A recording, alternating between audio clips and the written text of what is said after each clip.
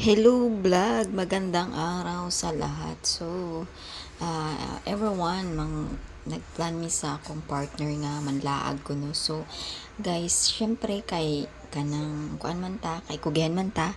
So, atong ayuhon na atong mga gamit kay syempre natay trabaho, so lisod na og natay malimtan. Mas lalo na sa ato ang batit na gamatin kay pinaka-importante ang gamit sa atong anak.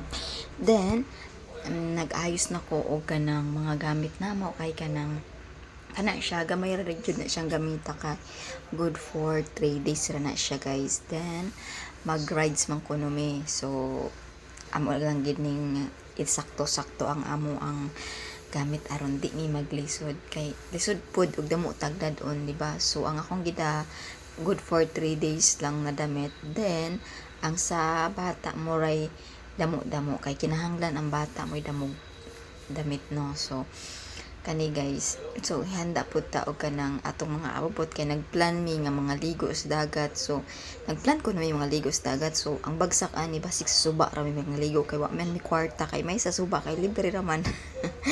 So ani ra jud ang kinabuhi no, i-enjoy sa nata atong kinabuhi kay kanang lisod sad og sige lang tagtrabaho. So kinahanglan nato na magpahuway sad kadali.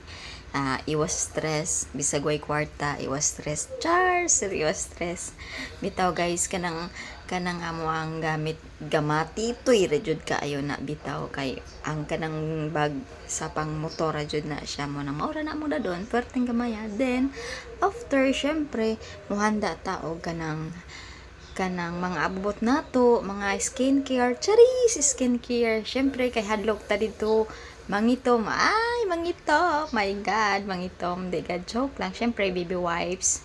First baby wipes.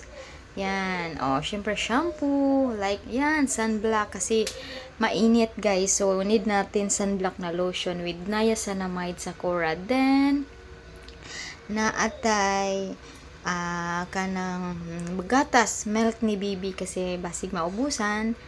Then after syempre natay mga panghaplas, gamot, yan pinakaunang dalhon gamot. Then gamot ni baby, diaper, ako na ginang gihanda kay basi makalimot ko lisod na wa batay kwarta kapalit dito no. Then na ako'y baby wipes para sa biyahe kay kanang baby wipes grabe yung alpuga sa biyahe guys, labi na jud og mamotor ka. So kinahanglan na kay baby wipes pang puna sa imuhang face Charis face kay basig pag abot nato og kanang pag abot nato sa padul nga no natong naong perti lang tagtuma ba na tag unggoy. Syempre kalikabok charis para gonggoy. So happy lang. Anyway guys, so kuwang pa day na nakalimot ko guys no na pa day toothpaste nya toothbrush.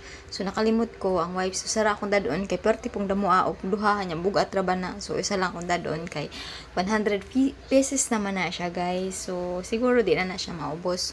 Then kuhaon sa na ako ang toothpaste kay kinahanglan nato magdala tag toothpaste kay